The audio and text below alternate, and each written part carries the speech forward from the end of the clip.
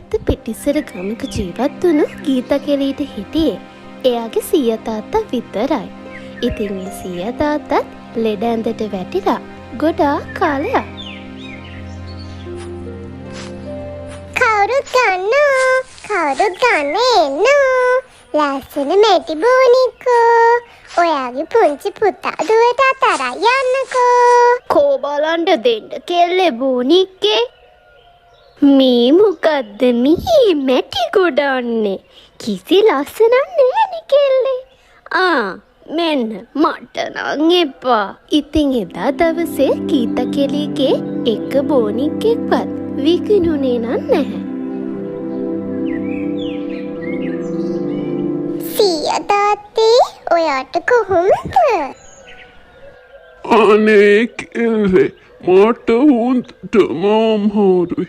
කුන්දේ කැක්කුම හොඳට ඕම වැඩි වෙලා. අද බෙහෙත් ටිකක් ගත්තනම් හොඳ වෙද ගෙදරින්වත්.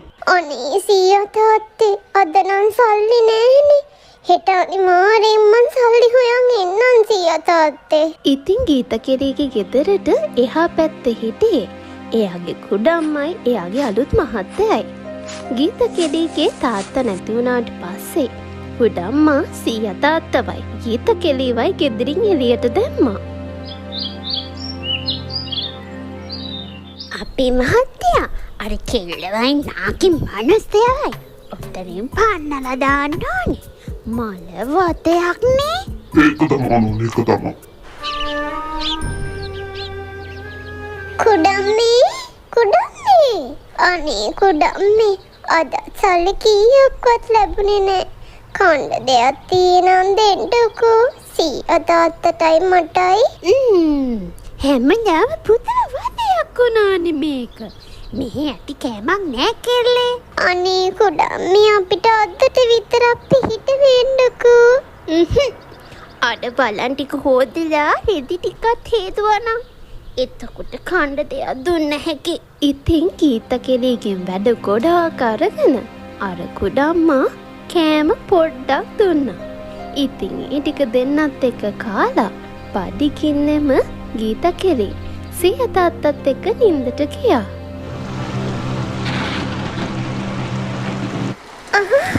මම්මි කොහෙද? අර ගිනි බෝලයක් නේද?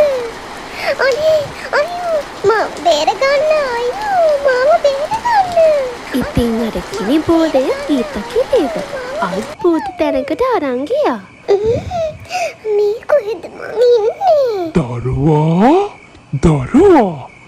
ඔය දරුවගේ නරක කාලේ දැන් ඉවරයි. ගිහින් අර පෙට්ටිය අරින්නකෝ. අයියෝ දෙයියනේ මේ නාගෙක් නේද? ඔය කිරි ටික ඔය නාගයාට දෙන්න දරුවෝ. ඉතින් ගීතා කෙලි නාගයාට කිරි ටික දුන්නා. කිරි ටික බීපු නාගයා පෙට්ටියෙන් බැහැලා යන්න ගියා. මේ වලර දෙකක් නේද සීයේ? කෝ මෙතන ඉඳපු සීයා? සීයේ? එතකොටම ගීතා කෙලිට හැරුණා. ඔන්න බොලේ ගීතා කෙලි දැකලා තියෙන්නේ හීනයක් නේ. මොකද දුවේ මොකද? මං හරි අමුතු හීනයක් දැක්ක සීයා තාත්තේ. මේ වලලු කොහෙන්ද? ඇත්තට කෙල්ලේ මේ වලලු කොහෙන්ද? මේ අර හීනේ තිබ්බ වලලු නේද? ගීතා කෙලිට හරිම පුදුමයි. ඉතින් ගීතා කෙලි උදේම නැගිටලා සුපුරුදු විදිහට මැටි බෝනික්ක හදන්න පටන් ගත්තා.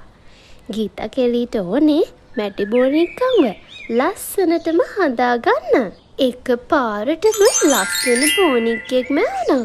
සීයා තාත්තේ මේ බලන්නකෝ. ඉතින් මේ හැමදේම වලලු නිසා කියලා ගීතා කෙලිට තේරුණා. ලාබයි කවුරුත් ගන්න එන්න. කෙල්ලේ මට ටිකක් දෙන්නකෝ බලන්න. මේ බෝනික්ක නම් හරි ලස්සනයි කෙල්ලේ. සේරම බෝනික්ක ටික විකුණපු ගීතා කෙලි ගෙදර යන්න පිටත් වුණා.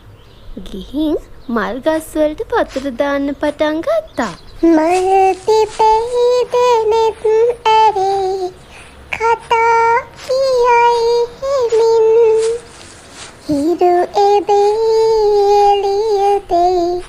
කුරුළු කියසේ. ඉතින් පාරටම මල් ගස්වල මල් පිපෙන්න ගත්තා. අර කෙලීට අරුම පුදුම බලයක් නොවැ තියෙන්නේ. ගමේ හැමෝටම මේක ආරංචි වුණා. කෙල්ලේ අර ගඟේ වතුර හිඳිලානේ. අනේ කෙල්ලේ මගේ වගාවේ පළදාව නෑ කෙල්ලේ. ඉතින් මුළු ගමම ගීතා කෙලිගේ හොඳ කියන්න පටන් ගත්තා.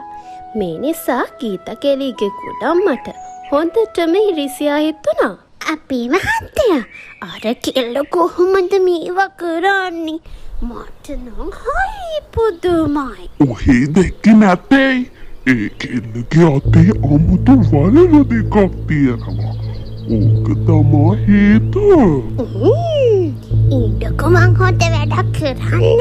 මෙහෙම හිතපු කුඩම්මා වලලු දෙක හොරකම් කළා.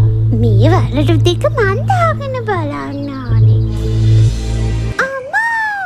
අම්මා! නයි දෙන්නේ මහත්තයෝ බේරගන්න! අයියෝ මේ මොකද? අයියෝ ගීතා කෙල්ලේ. ඇයි මාමේ? අනේ කෙල්ලේ කුඩම්මව බේරලා දෙන්නකෝ. ගීතා කෙලි අත තිබ්බ විතරයි නාගයෝ දෙන්න අතුරුදහන් වුණා. කුඩම්ම හොරකම් කරපු වලලු දෙක ගීතා කෙලිටම ආපහු ලැබුණා.